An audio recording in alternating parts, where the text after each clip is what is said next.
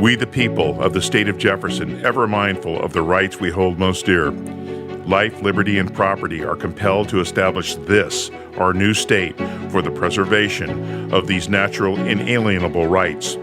Our mandate for the protection of life, liberty, and property gives urgent voice to our demand for representation that reflects our needs, our history, our culture, and our moral impervitude.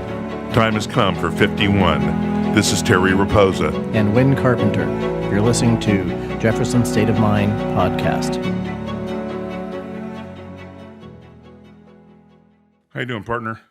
I'm doing well, and you? Doing good. Hope you guys are all doing well out there in the outer spaces of liberty. The fringes. The fringes. Yes. Are we the fringe? We are. Or are we the people? Or are we the answer? The people being the answer. Yes, Mr. Franklin. It's kind of cool. I feel like kind of like the Twilight Zone there for a minute. Well, we're in California, so yes, you're right. We are in the Twilight Zone. Yes. Anyway, yeah, what we want to talk about today, everybody's been looking around, the Tea Party, you name it. We've all been looking, how do we get this thing back? How do we get this government back? How do we get our rights back? How do we get our God-given, constitutionally protected rights back to where they need to be? How do we keep this country, this beautiful country for our children, our grandchildren? How do we do that? And there's been a million different ways, a million different things, but I would submit to you, my good friend, that there's just one thing. We have to find the silver bullet. Amen. Well, we're not getting our rights back. We're just dusting them off and using them. Oh. They never went away. Oh, so what you're saying is this isn't a revolution, it's a restoration. Restoration. We're restoring what we already have from God. We already have it from God. God didn't take them away, and no man can take them away. That's absolutely correct. Or woman. When we look at this silver bullet, what can we do to where every man can do it? What is it? What are some things we can tie everything else into on our country? Well, there's three topics, I think, that enter into that. And that's what we're going to talk about on these videos, is those three topics. The first thing is representation.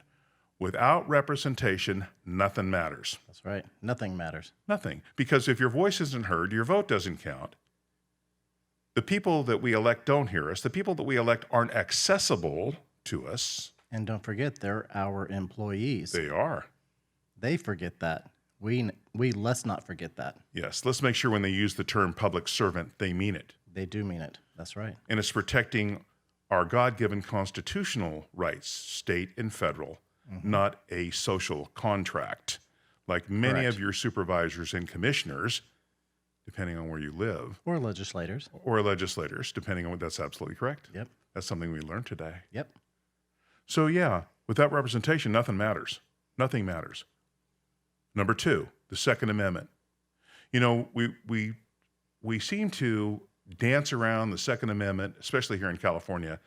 And in the third part of this series, we will talk about that extensively. But, when you stop and think about the fact that the Second Amendment, when it was written, wasn't written during a war. It was written after a war. We were talking about our right to protect ourselves, our property, our family. We were talking about that after we had won a war against the most powerful nation on earth, Great Britain. Now, a lot of people say, well, yeah, I believe in the Second Amendment. I believe in guns. I like to hunt. Well, no, I don't think that we had the guns for that reason. I don't think that the squirrels and the rabbits were going to cause a coup to take over our government and create a bureaucracy. It was for protection. It was against who? Anybody. And everybody. The government. Especially the government. Especially the government. Because we just came from a monarchy who was ruling over everyone here in our country. Yes. The monarch was the one man. So we needed to fight for our independence. And we did. And we won it. And we keep it by being able to protect it. That's right. The third thing is that when we elect these folks, a lot of people have said, well, I've said it. Let's throw all the bums out. Let's throw them out. Okay, well, that's fine, except that really and truly, shouldn't they have the opportunity to do their job? In California, for example, We have one assemblyman for every, that's our House of Representatives statewide, for you folks who have a different terminology for that. We have one representative / assemblyman for every 500,000 people and one senator for every million. That's way out of whack. Oh, wait, that is out of whack. And it's the worst state in the union with representation model. Yeah. With those numbers specifically, it's the worst state. Yes. And we're 3 times worse than the next worst state, which is Texas. Yeah. So, and they're only a part-time legislature. correct. So when you look at that in itself, it's like, well, how does that even work? Let's talk about government a little bit and talk about how it works and what the founders envisioned. Now, when the founders envisioned our government, they understood that representation was the most important thing. So when they created the Senate and the House of Representatives, they understood that the House of Representatives would be the House of the people. Mm-hmm. It would be set up by population, and that's the way the representation would work. The states would all have how many senators each? 2. Yes. No matter how big or how little? Correct. What if you're California with 40 million? 2. Well, what if you're Wyoming with 700,000? 2. Why is that? That's because the founders understood the fact that the smaller townships, counties, towns, everyone had to be represented, the smaller cities, just as much as Boston and Charleston and New York at the time. They understood that. That's why there were 2 senators, and the House of Representatives was based upon population. So in that, the states took on that particular model, which we call the federal model of government. Now, in California, for example, in 1862, we capped the Senate at 40, and we capped the House of Representatives at 80. We had 417,000 people at the time. In the entire state. In the entire state. Yeah. Well, let's fast forward to 2021. We have 40 million, and we still have 120. 40 and 80. Yep. However, if you look at the judges, now that's a little different. People say, well, the courts rule this country now. I mean, well, here's a good example why. Yep. In 1862, with 40 and 80, 40 senators, 80 assemblymen, we had 50 judges. Well, now we have almost 3,000 judges. How does 120 oversee 3,000? They don't. It's done by a bureaucracy of some sort. So when you look at all this stuff and you start to understand how the government does work, then we can break it down into our local governments and how important that is and how this all boils down to the local government. But first, understanding the state, the federal, and of course, it's very important to understand that the states created the federal government, the Constitution. The states created that. And I think that what we've had here, and then I'm going to leave this portion with that, what we have now is we have basically the creation running the creator. The government now runs the people. The people don't run the government. And when we come back, we'll talk about that and how we do it on a local level. Amen. Amen. County government. Who needs it? We all do. Because that's where we, the people, can have the most effect. The county doesn't do anything without our say and without our pay. They don't do anything without our money. They're taxing us to death, literally, some people. So where you can have the most effect is locally. You can get to your board of supervisors or your commissioners, city council, or your town councils, whomever that is local, your school boards. All of those are affected and run by people from your community. They're not run by people from another county or another state. They're all run locally. And it's all supported by our tax dollars. And it's critical that every one of us does our civic duty and get involved. We have gone way too long nationwide not doing so. So it's time for us to rise up and be serious about this and do our civic duty. And I think you hit a good point there, partner. When you look at this, it is our civic duty. And, what we have to do is we have to understand that the local government is there for the people in the community. We elect supervisors, we elect legislatures in our local communities, in our local counties, we elect commissioners, depending on the verbiage of where you live in the country.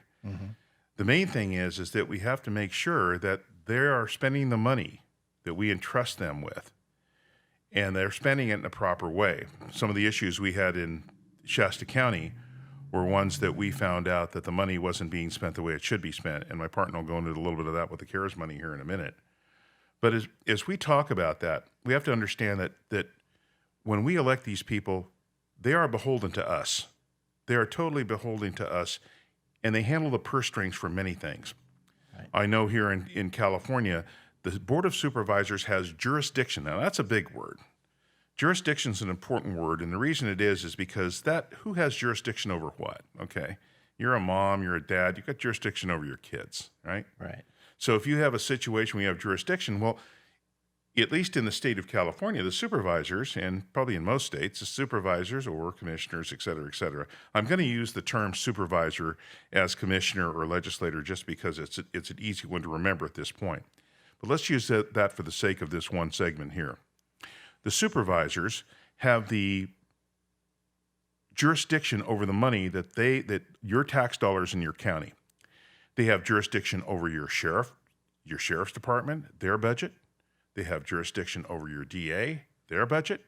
They have jurisdiction over all the fire department, their budget. They have all this jurisdiction with the money that we give them. We entrust that to them. Correct. There is two ways of spending money for a board of supervisors. There's something that we call mandatory spending and something that we call discretionary spending. So let's look at it like this. Mandatory spending is the stuff when dad and mom come home from work, or dad or mom come home from work, and that's to pay the bills, the electric bill. You got to have that. You've got to have food. You got to have clothing. You've got to have water, etc. The discretionary spending is, you know what? Let's take the kids out for pizza and a movie. Now, if you apply the mandatory spending, it's what the state says you have to spend when they send your money back to your county and your state.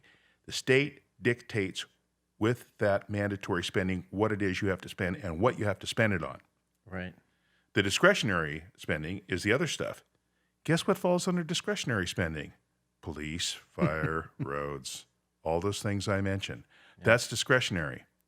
In most counties in California, about 87% of the money that you pay in for your taxes for your community comes back mandatorily to do what the state says needs to be done with that 87% or 85%. So that's decided by bureaucrats in Sacramento and not locally? Yes, or bureaucrats wherever your state is. Yeah. Yeah. Well, for us in Sacramento. In Sacramento. And we'll use that because we're familiar with it. Right. So that's the deal. So now you have mandatory spending that's being, as Wynn said, dictated to us on what we need to spend it on. We may have holes in the road. We may have, we need more policemen. We need more this. We need more that. But they're saying we have to put palm trees in the middle of the, the boulevard somewhere. The boulevard. We need a bike trail. Yeah. And so, those kinds of things, not that I'm down on bike trails, but, I think everybody gets the gist here. So with that mandatory spending, now there's about 17, 15, 13% that the Board of Supervisors says, we'll use it for this, that, or the other. Are they using your money wisely? Most people would say no. Do you know what they're using your money for? That's the question. Mm-hmm. Yeah. And is a lot of that money going to salaries for more people in government? Has anybody noticed that we have more people working in government these days? You mean especially since this COVID debacle has occurred, that the government has grown? You think? It has. Here in Shasta County, it has, for sure. Yeah, they've talked about that. We have. And, a lot of the money that we're supposed to be receiving for one thing is being spent for another. Right. So if we receive money back that's supposed to go to businesses, some of that money ends up going to more public employees. And pensions. Let's not forget pensions. Let's not forget retirement. Unfunded liabilities. Unfunded liability. Yeah. So where does your money go? And what jurisdiction does your Board of Supervisors have? A lot of people have said, we need to get rid of our health department officer, the person who is in charge of our our health is awful. All these awful rules, all these awful things that they're doing, how they're complying with things that don't apply to us. They're making their own rules up. Who has jurisdiction over that money? Who has jurisdiction over that person who everybody is trying to get rid of? The supervisors. In our case, yes, supervisors. That's absolutely correct. And Well, when it comes to the money, why don't we have a forensic audit? Specifically, like in our county for sure, we absolutely need to have a forensic audit on every single department. How long has it been since they had a good, viable audit that has proven where truly the skeletons are? So we can find out how our county specifically is running, and if it's running in a deficit, how big a deficit, and what do we do to curb that deficit? What departments or agencies within the county do we tighten up? Which ones do we let go? I mean, that's a real good question. I mean, is that going to be a hard and fast question that's going to have to be addressed? So those are kind of things that we need to look at nationwide in every county. There are 3,600 plus counties out there in the country. So all the counties should be looking at that, should have a forensic audit, every one of them. So as a supervisor, legislator, commissioner, whomever, that what you are putting forth to your constituents is the truth. And it all boils down to the truth. Is it true? Do we have this amount of money for these things to happen in our county or not? And if we don't, then we have to address it. Or if we do, we need to figure out the best use of it. And it goes right back to the thing where you get, everybody got CARES money, everybody got all this different money here in California. There's one particular county that got 23 million, and guess what? The businesses only got 4. And that came from taxpayers, and will continue to come from taxpayers until who knows when, because it wasn't just a magic. Well, I shouldn't say this, but they are printing money at the Fed, so maybe that's where it's coming from. I don't know. I mean, how will we know? Can we figure that out? Can we get true, honest answers on where that money's coming from? And then we get to hire 100 contract tracers. Yeah. Where'd that money come from? Right. Think about it. And once those people are done, do we just fire them, or do they go to another position in the county, or does that just position stay open, or does it become a new department? Right. And so when you look at all these different things that are happening in your county, and as we go on with these different episodes, we'll be talking about the county that we're involved in, because we had to go to the very last resort. The last resort is the recall. Yeah. The people that are in office, we don't believe are honest. We don't believe are spending our money wisely. They're not listening to their constituents, and therefore that's one of the last arrows in the quiver. And we're blessed in California for one thing in that regard. We have the ability to do a recall. Some states, 20 states, don't even have that. That's exactly right. They don't have that ability. They don't have that written in their constitution where they can do that.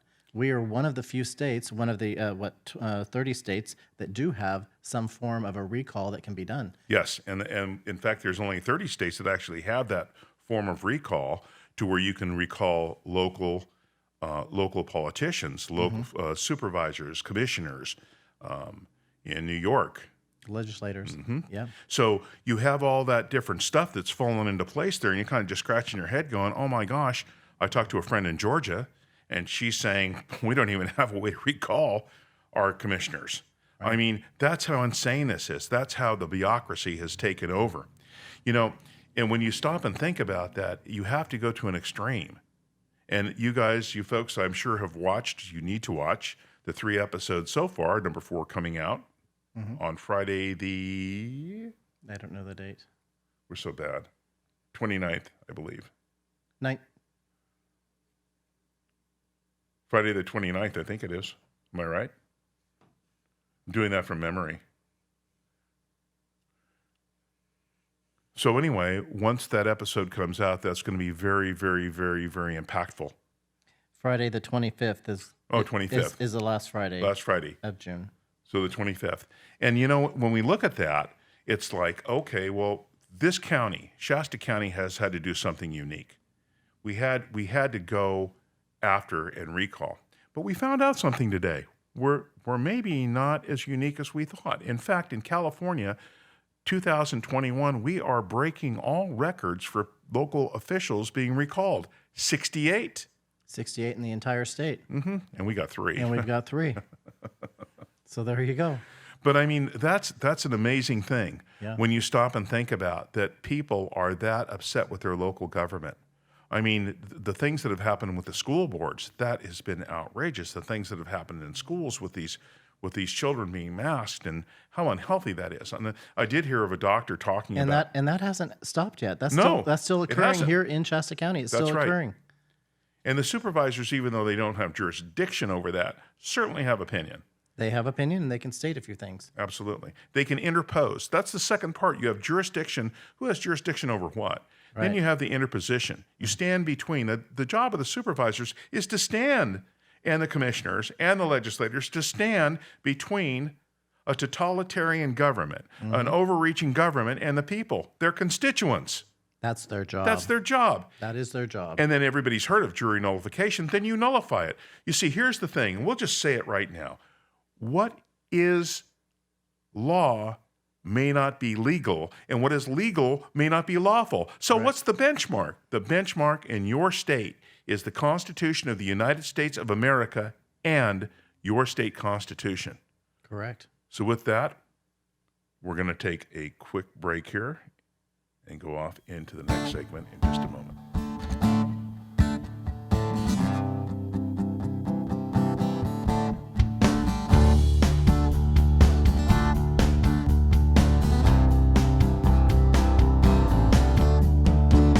Hey, CA, come out and play. Have you seen the bill we all have to pay? It's not our bill, we had no say. You don't serve us, you serve LA.